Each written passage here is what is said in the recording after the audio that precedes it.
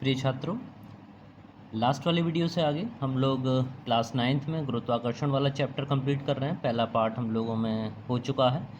अब अगले वाले वीडियो से स्टार्ट करते हैं। तो इसमें अगला पॉइंट आप लिखेंगे गुरुत्व के अधीन पिंड की गति। ठीक है, ध्यान से सुन लिया करिए। अगर कोई शब्द आपको स्पष्ट ना हुआ करे तो बिल्कुल क्लियरिटी से मैं उसको बोल रहा हूँ, तो उसको आप सुनकर नोट करें। गुरुत्व के अधीन पिंड की गति, इसका क्या मतलब है कि अगर कोई भी वस्तु या कोई भी पिंड है और वो पृथ्वी के गुरुत्व के अधीन गति कर रहा है, यानी ऊपर या नीचे गतिशील हो रहा है, या तो ऊपर की तरफ फेंकी जाए या नीचे की तरफ फेंकी जाए, तो ये अंडर ग्रेविटी मोशन कहलाते हैं। वैसे तो अगर आप किसी वस्तु को पृथ्वी के साथ क्षैतिज कोण के साथ में थीटा डिग्री कोण बनाते हुए अगर फेंकेंगे तो ये भी गति गुरुत्व के अधीन ही है, लेकिन इसको प्रक्षेप गति बोलते हैं। तो यहाँ पर जो 9th क्लास का स्टैंडर्ड है उसमें आप केवल पृथ्वी तल से नीचे की तरफ एक सीधी रेखा में अगर कोई वस्तु गिर रही है या ऊपर की तरफ एक सीधी रेखा में वस्तु ऊपर की तरफ फेंकी गई है, उसके संबंधित गति के समीकरणों का अध्ययन करेंगे। तो यहाँ पर गति के अधीन पिंड की गति यहाँ पर इसी प्रकार से है। तो जैसे सामने लिखा हुआ है कि जब कोई वस्तु गुरुत्व के अधीन गति करे तब गति के समीकरणों में क्या क्या परिवर्तन होता है वो परिवर्तन यहाँ पर देखेंगे। तो यहाँ पर जैसे लिखा है कि ए के स्थान पर स्मॉल जी और एस के स्थान पर एच। ठीक है, at the place of H U will be right H लिखेंगे और ए की जगह पर क्या लिखेंगे आप, जी लिखेंगे। ये परिवर्तन करेंगे गति के समीकरणों में। तो आइए देखते हैं। पहला जो समीकरण होता है वो होता है आपका v बराबर यू प्लस ए टी। ठीक है, तो v बराबर यू प्लस ए टी में ए की जगह पर क्या आ जाएगा, g आ जाएगा। तो समीकरण आपके पास में क्या लिख जाएगा, v बराबर u प्लस जी टी हो जाएगा। ठीक है, और ये प्लस क्यों लिया गया है, ये वस्तु नीचे की तरफ आ रही है। क्यों नीचे, कैसे पता चला नीचे की तरफ आ रही है, क्योंकि ये प्लस जी लगा हुआ। प्लस जी का मतलब है कि उस वस्तु का वेग लगातार बढ़ता जाएगा। ठीक है, तो ध्यान से समझ लीजिए, जब भी कोई वस्तु ऊपर से नीचे की तरफ अगर गिर रही है तो उसका वेग लगातार बढ़ता जाएगा। इसी तरह से दूसरा समीकरण में देखेंगे। दूसरा समीकरण होता है आपका s इक्वल्स टू, तो s की जगह पर क्या लिखा जाएगा, h बराबर सेम समीकरण यू टी प्लस एक की 1/2 और a की जगह पर क्या लगाएंगे, जी टी स्क्वायर। ठीक है, उधर स्पेस नहीं था इसलिए मैंने इसे लिख दिया, तो आप यहाँ पर देखकर इसको बिल्कुल एज इट इज़ लिखें। थर्ड वाला v इसी तरह से लिखना है आपको, V square is equal to U square plus A की जगह पर जी और s की जगह पर h। तो V square equals to U square plus 2gh आप उसमें नोट करेंगे। तो ये हुआ आपका थर्ड समीकरण। और इसके बाद अगले पॉइंट पे जो आप यहाँ देख रहे हो तो उसमें लिखा हुआ जब वस्तु नीचे से ऊपर की ओर गतिशील हो, यानी कोई वस्तु आप नीचे से ऊपर की तरफ फेंक रहे हैं, यानी कोई बॉल ली आपने और वो ऊपर की तरफ फेंकी, तो क्या हुआ कि बॉल जैसे जैसे ऊपर जाएगी उसका वेग कम होता जाएगा। तो यहाँ पर त्वरण नहीं होगा, यहाँ पर क्या होगा, मंदन होगा, यानी उसकी गति लगातार क्या हो रही है, कम हो रही है। तो इस सिर्फ अंतर क्या करना है कि अब तक जहाँ पर आपने प्लस लगाया है वहाँ पर क्या लगाएंगे, माइनस का यूज़ करेंगे। तो तीनों ही समीकरण आप इसमें लिख लीजिएगा।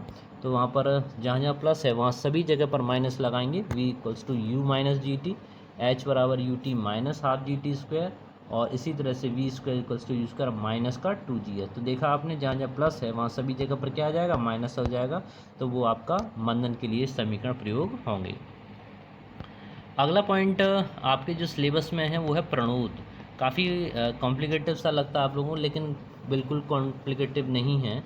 प्रणोद एक क्या है, वस्तु पर लगने वाला एक विशेष दिशा में लगने वाला नेट फोर्स है, नेट बल है, जिसको हम क्या कहते हैं, प्रणोद कहते हैं। नेट बल का मतलब समझ लीजिए, जैसे मान के चलिए कि कोई एक ऑब्जेक्ट है और इस पर एक बल लग रहा है, इस दिशा में लग रहा है, F1 बल मान लिया 5 न्यूटन का लग रहा है। ठीक है, ठीक इसके अपोजिट डायरेक्शन में F2 फोर्स लग रहा है, दिस इक्वल्स टू 2 न्यूटन, यानी दो बल हो गए इस वस्तु पर कार्य करने वाले। तो अब कुल बल कितना होगा, तो कुल बल का मतलब केवल कुल को समझ के आपको ये नहीं करना है कि दोनों को प्लस करें ना, आपको यहाँ पर क्या देखना पड़ेगा, इनकी डायरेक्शन देखनी पड़ेगी, F1 और F2 की दिशाएं कैसी कैसी हैं।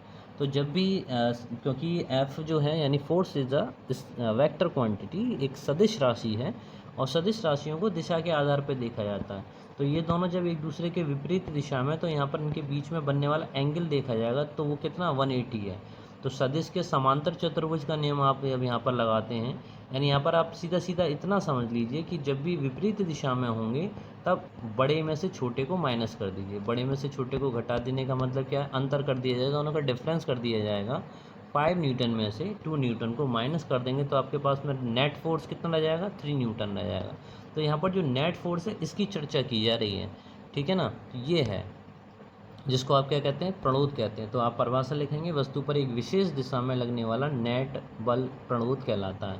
दिशा क्या होगी, जिस दिशा में बड़ा बल है 5 न्यूटन जिस दिशा में लगा था उसी दिशा में नेट फोर्स लगेगा, जिसका मान कितना होगा, अब 5 में से 2 माइनस करके कितना रह जाएगा, 3 न्यूटन रह जाएगा। चलिए अगला आते हैं। यहाँ पर एक चीज़ और समझा दें, मान के चलिए अगर दोनों एक ही दिशा में बल लगे हुए होते, दोनों फोर्सेज अगर सेम डायरेक्शन में होते, तब नेट फोर्स कितना होता, उस इन दैट कंडीशन दोनों को क्या कर देते, जोड़ देते। तो यहाँ पर जो टोटल फोर्स है यानी टोटल परिणामी बल जो होगा वो दोनों के योग के बराबर होगा। तो यहाँ पर आप माइनस नहीं करेंगे, 5 + 3 कितना हो जाएगा आपका, 8 हो जाएगा। 8 न्यूटन परिणामी बल या आपका प्रणोद के बराबर होगा। क्लियर। अगला पॉइंट जो आपको लिखना है वो आपका दाब यानी प्रेशर। क्या होता है, किसी भी वस्तु के प्रति एकांक क्षेत्रफल पर लगने वाले लंबवत दाब या प्रणोद को दाब कहते हैं। तो ये एरिया हो गया, इसका क्षेत्रफल, ये मान के चलिए आप इसका क्षेत्रफल कितना हो गया, एरिया को क्षेत्रफल को एरिया बोलते हैं, सदिश राशि होती है। और इस पर क्या हो रहा, लंबवत बल लग रहा है, इस पर परपेंडिकुलर जो फोर्स लग रहा है, एफ जो लग रहा है, तो इन दोनों का रेशो ही आपका क्या कहलाता है, आपका दाब कहलाता है। तो किसी वस्तु के प्रति एकांक क्षेत्रफल पर लगने वाले बल को दाब कहते हैं, ठीक है। परिणामी रिजल्टेंट फोर्स भी आपका वही कहलाएगा, कोई दिक्कत वाली बात नहीं है। तो यहाँ पर सूत्र जो लिखेंगे दाब का, दाब बराबर लिखेंगे प्रणोद बटे क्षेत्रफल या P = F/A, ठीक है। इनको इनके शॉर्ट फॉर्म से और याद करना सीखिए। P = आप लिखेंगे F/A। तो यहाँ पर मात्रक की बात और कर ली जाए तो यहाँ पर जो F है इसका मात्रक होगा आपका न्यूटन, और एरिया यानी क्षेत्रफल का होगा मीटर स्क्वायर, तो न्यूटन पर मीटर स्क्वायर, या इसको कंबाइंड रूप से आप कह सकते हैं पास्कल, ठीक है। पास्कल लिखेंगे, पास्कल, ये ब्रैकेट में उन्होंने लिखा है, ओके।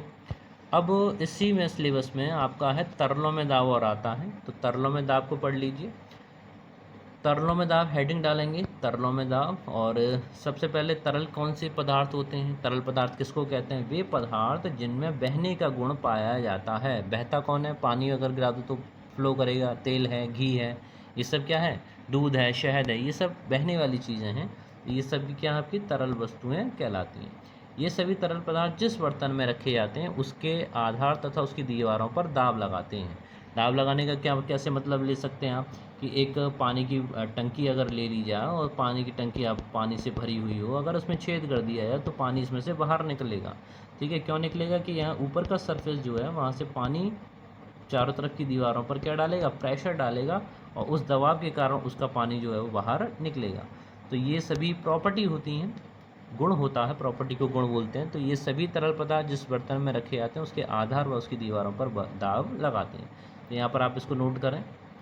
अगला जो पॉइंट है हम लोगों का वो है उत्प्लावक बल।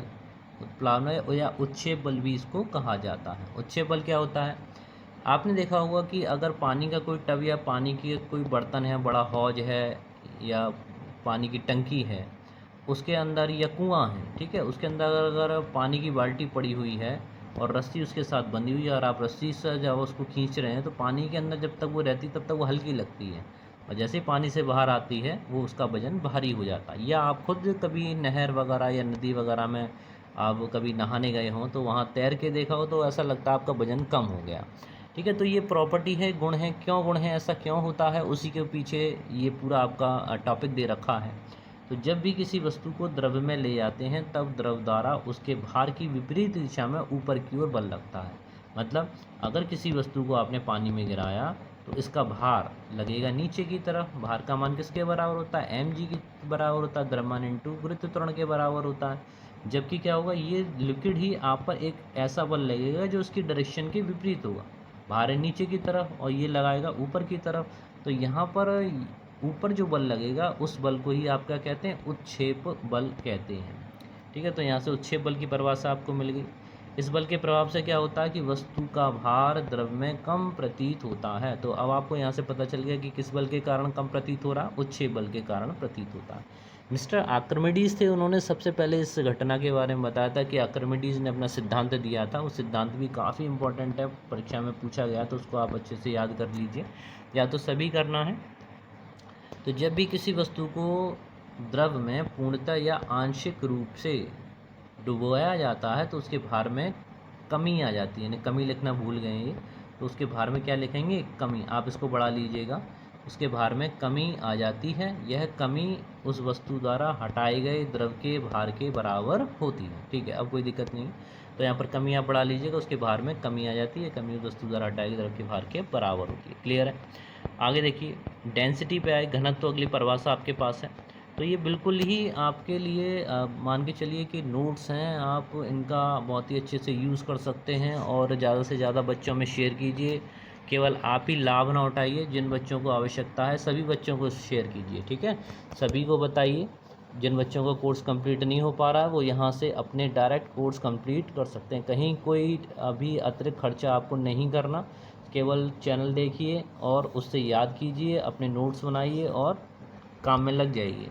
घनत्व पे आते हैं, डेंसिटी बोलते हैं। डेंसिटी क्या है, किसी वस्तु के प्रति एकांक आयतन के द्रव्यमान को घनत्व कहते हैं। घनत्व का सूत्र देख लें, क्या होता है, द्रव्यमान बट्टे आयतन, मास अपॉन वॉल्यूम।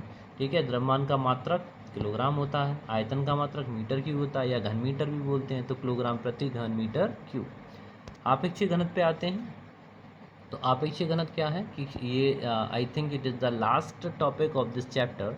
इसके बाद अगला चैप्टर स्टार्ट होगा और इसको देख लीजिए। आपेक्षिक घनत्व क्या है, किसी पदार्थ के घनत्व तथा 4 डिग्री सेल्सियस पे, ये इन्होंने धा बनाया, एक बात मेंशन करूँ, ये गलत है। ठीक है, धा नहीं बनेगा, क्या बनेगा, घा बनेगा, घनत्व, डेंसिटी।